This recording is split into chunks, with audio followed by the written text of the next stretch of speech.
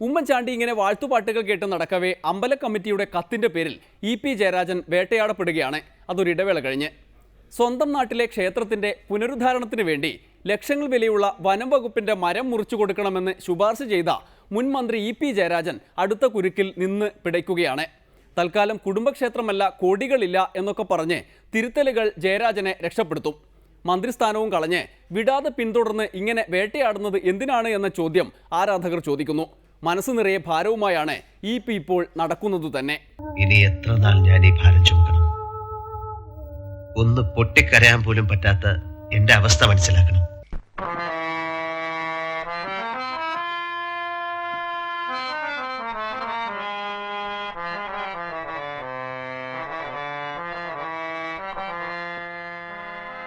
ഞാനൊരു മിനിസ്റ്റർ എന്നുള്ള നിലയിൽ പ്രവർത്തിക്കുമ്പോൾ എനിക്കൊരു നിവേദനം തന്നാൽ ഞാനെന്താ ചെയ്യാതെ കീറിക്കളയാൻ പറ്റുമോ? ഞാനത് കൺസേൺ മിനിസ്റ്റർക്ക് അയക്കല്ലേ വേണ്ടത്. മിനിസ്റ്റർക്ക് അയക്കുമ്പോൾ എൻ്റെ ലെറ്റർ പേഡിലല്ലാതെ വേറെ ലെറ്റർ പേഡിൽ അയക്കാൻ പറ്റുമോ?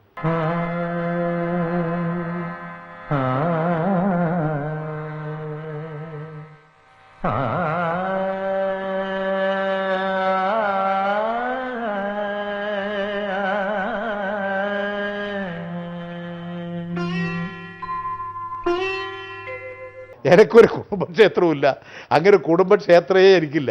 എൻ്റെ ജനിച്ച് വളർന്ന നാട്ടിൽ ഇരണാവിൽ എൻ്റെ വീട്ടിൻ്റെ കുറച്ചടുത്തുള്ളൊരു ക്ഷേത്രമാണ്. പണ്ട് ഞാൻ കുട്ടിക്കാലത്ത് സ്കൂളിലൊക്കെ പഠിക്കുമ്പോൾ നീന്തൽ അവിടെ ഒരു കുളമുണ്ട്, നീന്താൻ പോയിട്ടുണ്ടാവും അവിടെ. അത്രേ എനിക്ക് അവിടെയുള്ള ബന്ധം. എന്തൊക്കെയാ എഴുതിയിട്ട് പ്രചരിപ്പിക്കുന്നത്. ഏത് ശാപവും ഏറ്റുവാങ്ങാൻ ഞാൻ തയ്യാർ. കാരണം ഇതിൽ ഒളിച്ചോടാൻ വയ്യ, ഇനി അഭിനയിക്കാൻ വയ്യ. എന്നാൽ എന്താണ് യഥാർത്ഥ വസ്തുത? മലബാർ ദേവസ്വം ബോർഡിന്റെ ക്ഷേത്രമാണ്, ദരിദ്രമായ അമ്പലം. പക്ഷേ അമ്പല കമ്മിറ്റിക്കാർക്കൊരു മോഹം, കോടികൾ ചെലവിട്ട് അമ്പലം ഒന്ന് ഗംഭീരമാക്കണം. പണമില്ല. അപ്പോൾ ആവശ്യമായ മരം സർക്കാരിൻ്റെ കയ്യിൽ നിന്ന് വാങ്ങാമല്ലോ. അങ്ങനെ മറ്റു പല ആരാധനാലയങ്ങളും ചെയ്യുന്ന അതേ പരിപാടി അവർ ചെയ്തു. സ്വന്തം മന്ത്രിയെ പോയി കണ്ടു.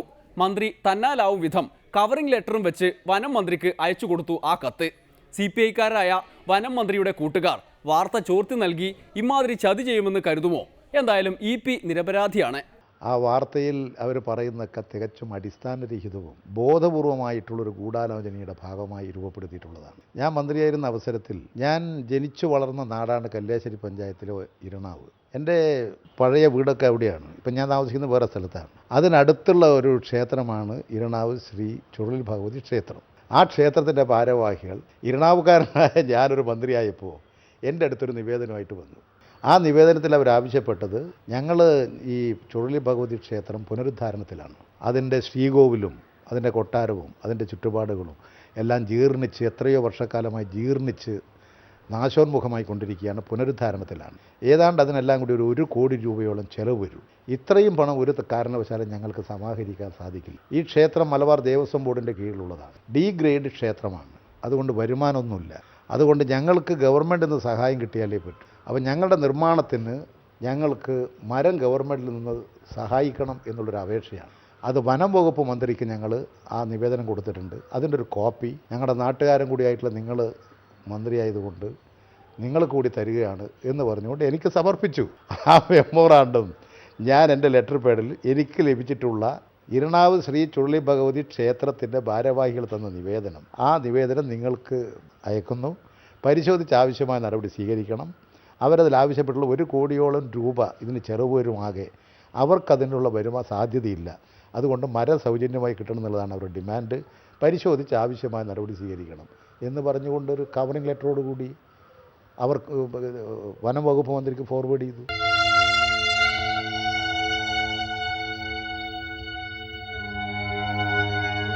സഹിക്കാൻ ഇനി ശക്തിയുണ്ട്.